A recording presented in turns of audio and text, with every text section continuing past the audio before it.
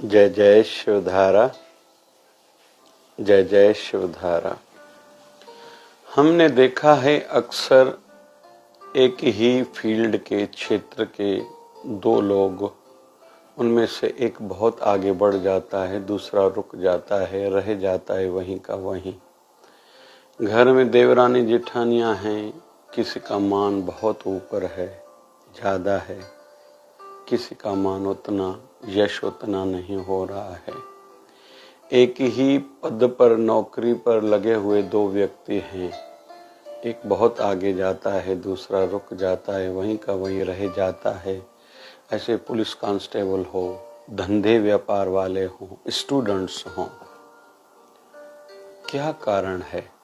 हर कोई समझना चाहता है और इसी में जीवन लगा देता है, खपा देता है, लेकिन बहुतों को तो अंत तक समझता तक नहीं है। वैसे तो मुख्य कई कारण हो सकते हैं, उसमें से दो तीन मुख्य कारण हो सकते हैं। उनमें से एक कारण है तरीके पर ध्यान देना। वैसे हमारे हिंदू शास्त्रों में देश मतलब कौन सी जगह पर हम लोग हैं उसका ध्यान रखना चाहिए। नियम बदलेगा स्थान स्थान का। घर की बातें घर में अच्छी लगेंगी, घर की बातें बाहर करेंगे, बाजार में करेंगे, दुनिया वालों से करेंगे तो अच्छा नहीं है। ज़्यादा दुनिया वालों की बातें घर में लाएंगे वह भी अच्छा नहीं है। धंधे वाले भाई धंधे की बातें धंधे पे, लेकिन अगर धंधे पे जाके घर की पूरा दिन बातें करेंगे वहाँ असफल होंगे, या धंधे की बातें घर लेके आएंगे तो घर का वातावरण अच्छा बना नहीं रहेगा। बहुत इससे फर्क पड़ता है। बहुत लोग धंधे व्यापार पर जाने के बाद या नौकरी वाले भाई फजूल की बातों में समय बहुत बर्बाद करते हैं, जिससे लेना देना भी ज्यादा नहीं है। जैसे क्रिकेट हो, राजनीति हो, या आजकल सोशल मीडिया के रील्स हो, बहुत लोग इसमें बहुत समय लगा रहे हैं। अगर उसकी जगह पर अपने काम में मतलब काम संबंधित जितना उस प्रकार का कुछ देखेंगे, सुनेंगे, समझेंगे, सीखेंगे, उतना आगे जाएंगे। और आज का युग तो बहुत अच्छा है कि हम जो भी गूगल से, यूट्यूब से सीखना चाहें हमारे लिए रेडी पड़ा है सब। ज़्यादा कुछ करना नहीं, बस कुछ लिखना है, सामने वो आ जाएगा। बस हमें लाभ लेना आना चाहिए, हम खुद से सिंसियर हों। तो आज जो मुख्य एक बात सीखेंगे वह है तरीका, काम करने का तरीका। तो स्थान की अपनी महिमा है, देश, काल, फिर समय समय की अपनी बातें हैं। छाछ दिन को जो पिएंगे उनको जीवन भर पेट की बीमारियां नहीं होती, जल्दी बुढ़ापा नहीं आता।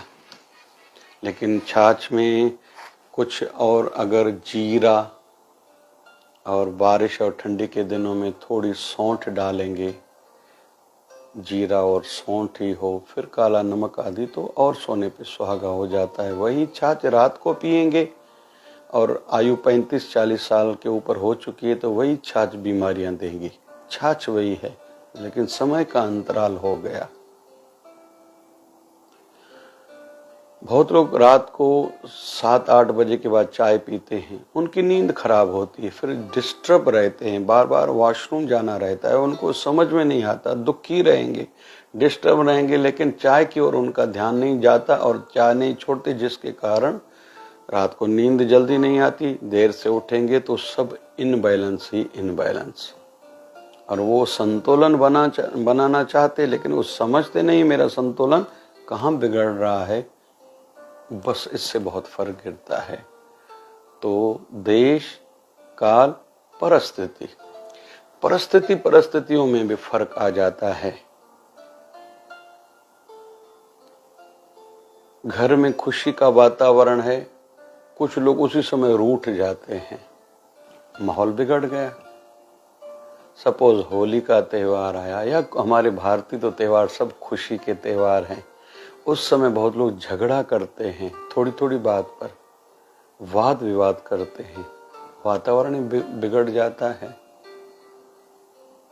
और अरे तुम्हें अपनी बात रखनी है ना, अच्छे तरीके से और समय को ध्यान में रखते हुए कहो। घर में मेहमान है, तुम कुछ भी कहोगे। दुकान पर ग्राहक आया है, दो पार्टनर या दो भाई या बाप बेटे के बीच में झगड़ा होता है, लोग हंसाई होती है, लोग हंसते हैं, ये क्या कर रहे हैं, इतने बड़े धंधे वाले हैं। बड़े बड़े पदों पर जो ब्यूरोक्रेसी में बैठे हैं, उनको ये नहीं समझता कोई मिलने आया है, बहुत लोग तंबाकू खाएंगे लोगों के सामने, या कुछ भी भाषा बोलते हैं, कैसे भी बैठते हैं, उस पद की गरिमा को नहीं देखते, जिसके कारण उन पर उंगलियां उठाई जाती हैं। आध्यात्मिक जगत के यात्री वो जब सत्संग कथा में गुरु स्थान पर जाएंगे, ठाकुर जी के सामने जाएंगे, तो बड़े हरि भक्त दिखाई देते हैं। लेकिन व्यवहार जगत में वो सब ये जैसे भूल जाते हैं कि मुझे अहिंसक होके रहना है, हिंसा, किसी को तकलीफ किसी भी प्रकार की नहीं देनी, यह भूल जाते हैं। अपने धंधे व्यापार में कुछ भी करेंगे, घर परिवार में माताएं कुछ भी करेंगे, और कथा के समय तो खुद भगवान के रूप बन चुके होते हैं। तो यह बस समझना होगा। तो विशेष वैसे तो ये तो हमने शास्त्रों की बात कही, देश काल परिस्थिति, इसमें नियम बदल जाते हैं। लेकिन आज का हम लोग जो विषय सीख रहे हैं वह है तरीका। तरीके से बहुत फर्क गिरता है। किसी को सिखाना है ना, तरीका अच्छा हो। किसी को कुछ बोलना है, बस तरीका अच्छा हो। बात तो अच्छी हो ही हो, लेकिन तरीका अच्छा हो। अक्सर बाप बेटे की नहीं बनती, क्यों? पिता का तरीका अच्छा नहीं होता, या देश का मतलब किस जगह पर खड़े हैं, फिर काल का, समय का ध्यान नहीं रखते। क्या समय है, रात को सोने जा रहा है लड़का, या सवेरे अभी उठा है, स्कूल कॉलेज जा रहा है, उस समय कैसे बोलना चाहिए। वैसे तो पिता को ज़्यादा नहीं भी ध्यान रखे तो चलता है, लेकिन समय का ध्यान रखना पड़ेगा। आज का युग जो है, फिर परिस्थितियाँ कैसी हैं, इन टाइम पर घर में कोई मंगल कार्य है या कुछ विशेष कुछ वातावरण बना हुआ है, बेटे को कुछ भी कह दिया, माँ ने बेटी को कुछ भी कह दिया, रूठ के चले गए, घर छोड़ के गए, फिर सब डिस्टर्ब हो जाते हैं। बस इसका ध्यान रखना है। और मैं तो वैसे कहता हूँ, नीति के 3 शब्द, नया पार्टनर, छोटा बालक, नया नौकर और नई बहुरानी, 4 बातें, इनका शुरू में ध्यान रखा जाता है। बालक जिस दिन पहली बार कुछ अपशब्द कहे, उस दिन उसको कान को पकड़ना चाहिए, हंसना नहीं चाहिए। बालक ने कुछ गलत कहा, घर के बड़े हंसे, बच्चे को ये नहीं समझता मैंने क्या कहा, उसको ये अच्छा लगा कि लोग मेरी बात पर हंस रहे हैं, वो रोज रोज करेगा, रिपीट करेगा।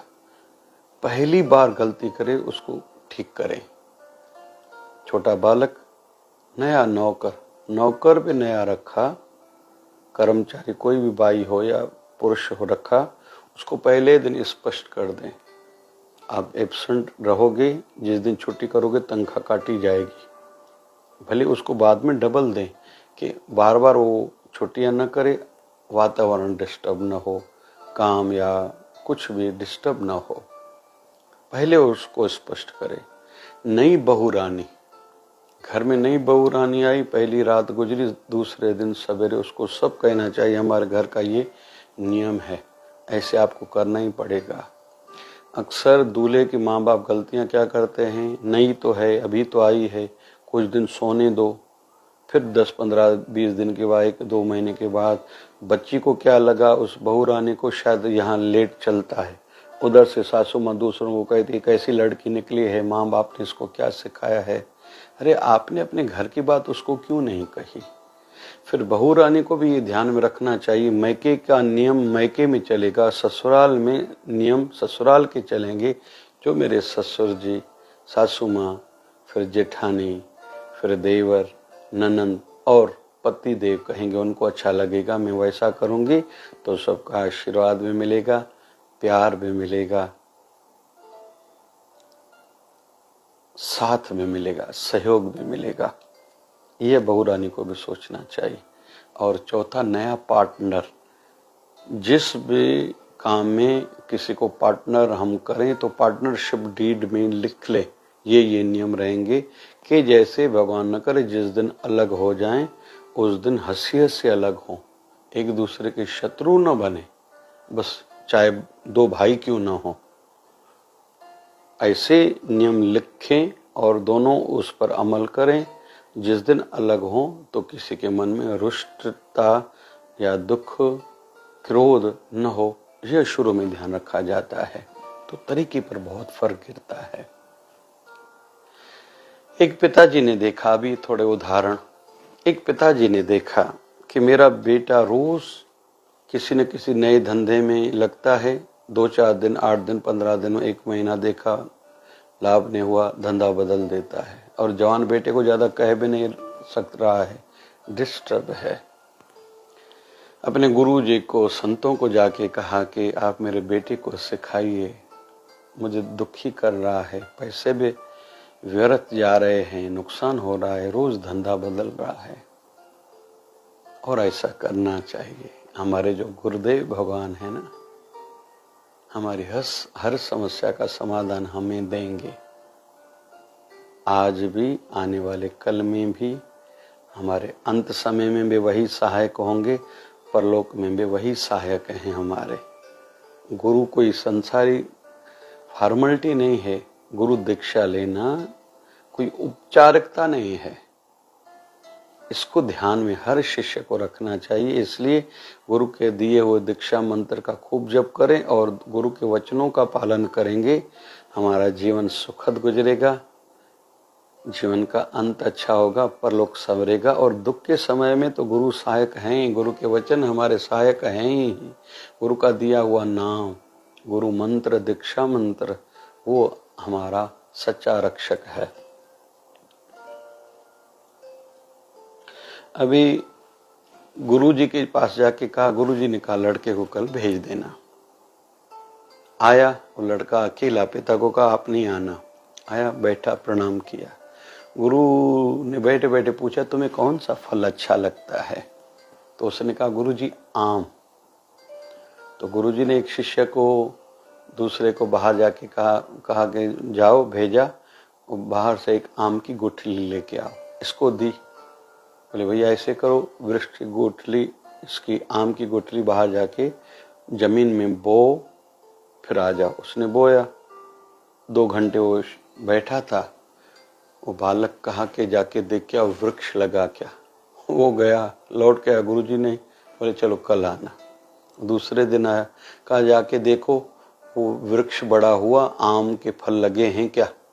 बोले गुरुजी नहीं, चलो 2 दिन के बाद आना। फिर आया, गुरुजी ने कहा देखो उसमें वृक्ष लगा क्या, आम का फल लगा है क्या, लेके आओ। बोले गुरुजी अभी तो कुछ अंकुरित तक नहीं हुआ। गुरुजी ने कहा ऐसे करो, वहां से निकालो और कहीं लगाओ। उसने ऐसा किया। फिर 2 दिन के बाद गुरुजी ने कहा कोई फल लगा है क्या? बोले नहीं, और जगह पर लगाओ।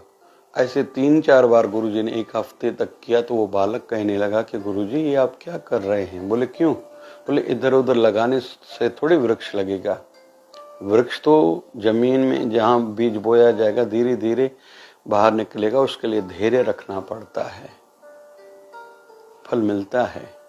तो गुरुजी ने कहा मुझे बस तुम्हें यही बात सिखानी थी कि फल के संदर्भ में धैर्य रखना पड़ता है, निरंतर काम करते करते धैर्य रखना पड़ता है, फल मिलता जरूर है। उसको अपनी गलती का एहसास हुआ, गुरुजी को प्रणाम किया, लड़का घर गया, पिताजी से भी क्षमा मांगी। तब उसके पिताजी गुरुवर के पास आए, कहा समझाता तो मैं भी था, लेकिन आपकी बात वो जल्दी कैसे समझ गया, उसका जीवन ही जैसे बदल गया है।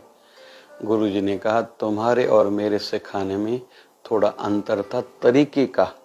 बाकी भावना तो तुम्हारी भी अच्छी थी, क्योंकि तुम उसके पिता हो और मैं भी सगा हूं। मैं क्योंकि तुम्हारे पूरे परिवार का गुरु हूं, तो तरीके पर बहुत आधारित है।